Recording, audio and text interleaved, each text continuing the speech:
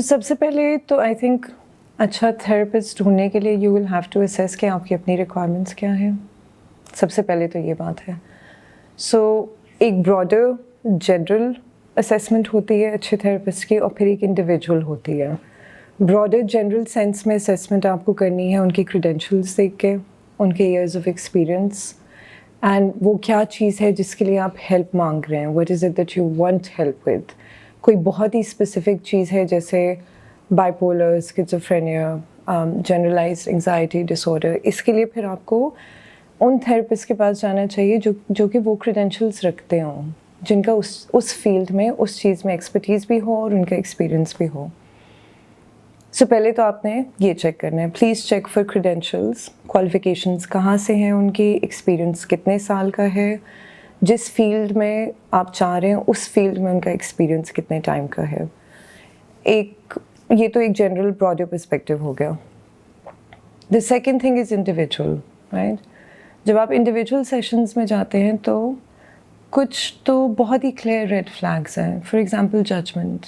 Therapy एक ऐसी space है जहाँ पे आपको कभी भी एट एनी पॉइंट अनसेफ नहीं फील करना चाहिए, राइट, बिकॉज आप उन्हीं चीज़ों से हट के, उन्हीं चीज़ों से डर के आप यू हैव दीज ट्रेट्स और यू हैव दीज डिसऑर्डर्स और डिसफंक्शंस जिसके लिए आप हेल्प मांग रहे हो। So the last place you need कि वहाँ पे भी आपके साथ वही हो या आपका एक्सपीरियंस वो हो, the last place is therapy. So आपको सबसे पहले ये असेस करना है कि आपकी थेरेपिस्ट के साथ रिलेशनशिप किस तरह डेवलप हो रही है।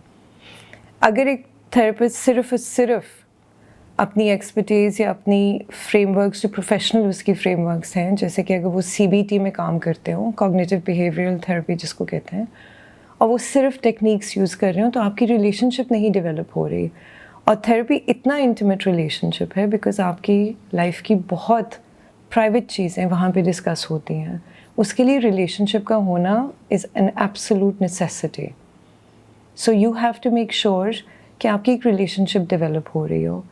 अगर एक थेरेपिस्ट सिर्फ अपने टेक्निक्स पे फोकस कर रहा है एंड देर नॉट फोकसिंग कि आपकी फीलिंग्स क्या हैं उस वक्त, आप उस वक्त वनरेबल हैं नहीं है, आप किस चीज़ के बारे में बात करना चाह रहे हैं, कौन सी चीज़ है जो अनकम्फर्टेबल कर रही है आपको, अगर वो इन चीज़ों के साथ एम्पथाइज नहीं कर पा रहे और they are not paying attention, that's a red flag.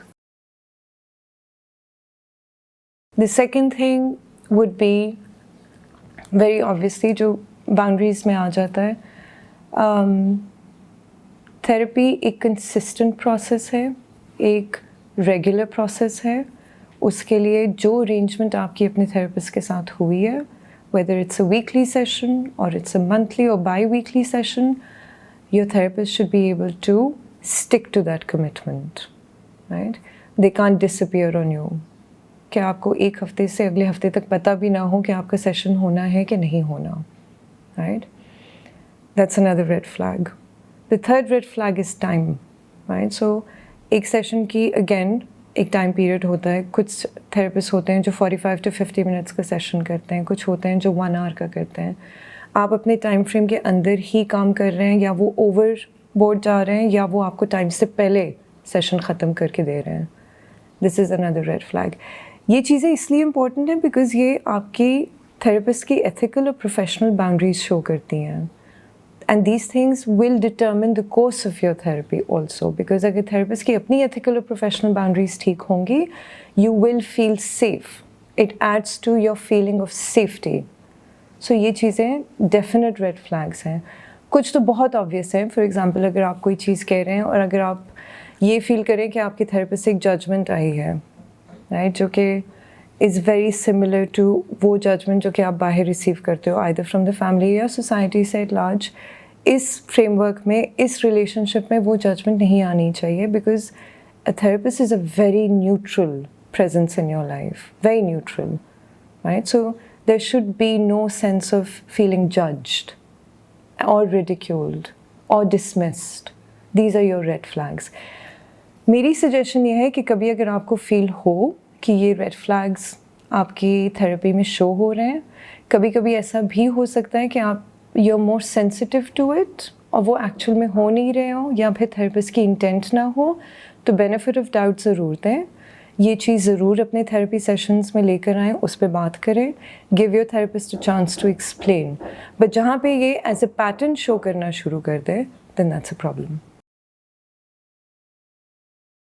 पैसों की जहाँ तक बात है, आई डोंट थिंक कि एक्सपेंसिव शायद उनके लिए होगा जो ज़्यादा एक्सपीरियंस रखते हों, जिनका 10 से 12 साल का एक्सपीरियंस हो। ऑफ कोर्स वो अपर टियर में मोर एक्सपीरियंस थेरेपिस्ट की कैटेगरी में आते हैं, सो उनके चार्जेस बिल्कुल ज़्यादा होते हैं। जो फ्रेश इस फील्ड में आए हैं, जिनकी इतनी क्वालिफ़िकेशन अभी नहीं है, वो कम चार्ज करते हैं बिकॉज दे ऑल्सो अंडरस्टैंड कि इनकी years of experience are less than the ones जो कि सीनियर हैं।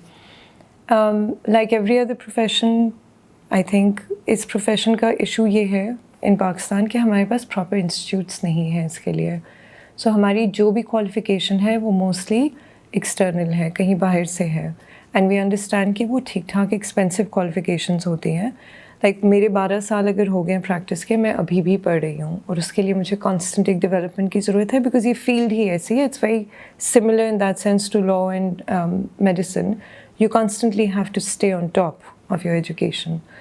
सो आई थिंक उस लिहाज से the more you qualify, obviously charges फिर बढ़ते जाते हैं। The more your fresh into this, तो चार्जेस उस हिसाब से आपके होती हैं। It's not about not being good, and I think कुछ थेरेपिस्ट ऐसे हैं who are very naturally good at this profession, जो कि कम टाइम हुआ है उनका प्रैक्टिस करते हुए, मगर they are very very good. हाँ, उनके 5, 10, 12 साल का एक्सपीरियंस नहीं होगा, but there also very very good, मगर चार्ज वो कम ही करते हैं बिकॉज अभी उनके इतने साल एक्यूमुलेट नहीं हुए।